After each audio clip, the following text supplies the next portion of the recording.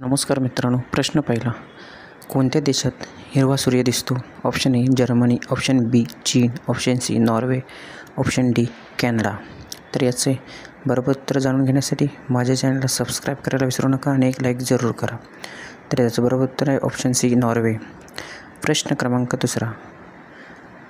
घरामध्ये कोणते झाड लावल्याने मच्छर येत नाही? ऑप्शन ए आंबा, ऑप्शन बी तुळस, ऑप्शन सी चिक्कू, ऑप्शन डी लिंबू. तर याचे बरोबर उत्तर आहे ऑप्शन बी तुळस.